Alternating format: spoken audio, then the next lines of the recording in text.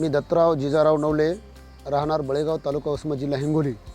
आणि माझं बळीराजा कृषी सेवा केंद्र हे आपल्या वसमत परभणी हायवे रोडला फर्म आहे. मी या आयशर ट्रॅक्टर जे तुमच्या कंपनीच्या एम्प्लॉईनी जी माहिती सांगितली त्याच्यावर आम्ही सर्च केलं तर त्याच्यामध्ये आम्ही ज्या शेतकऱ्याने अगोदर ट्रॅक्टर वापरला या आपल्या या आयशर कंपनीचा जो प्लॅन्ट आहे भोपाळ येथे, त्या ठिकाणी जाऊनसुद्धा आम्ही पूर्ण प्लॅन्ट हा पाहिला.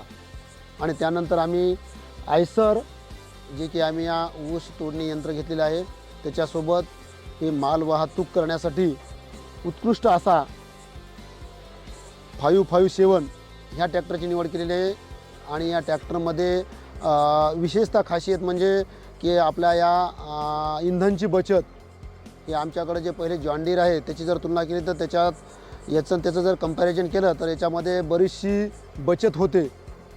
आणि त्याच्यामध्ये आता आम्ही चालून पाहिला ट्रॅक्टर, तर याच्यामध्ये या ट्रॅक्टरमध्ये एकदम हाऊसफुल अशी ताकद आहे.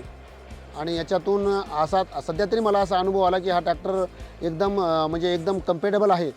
आणि माझ्याकडं 4 जॉन डीर असताना देखील मी या ट्रॅक्टरची निवड केली आणि यांचं काम पाहून मी शेतामध्ये सुद्धा एक 557 हा एक ट्रॅक्टर वापरायला घेतलेला आहे. आता तर मी तर म्हणतो ना, या ट्रॅक्टरमध्ये मी जरी आता नवीन असलो तर आता माझे जे या ट्रॅक्टरचे जे चालक आहेत या चालकाचं म्हणणं आहे की आम्ही याच्या अगोदर जे ट्रॅक्टर चालवले त्याच्यामध्ये आणि याच्यामध्ये बरीचशी फरक आहे.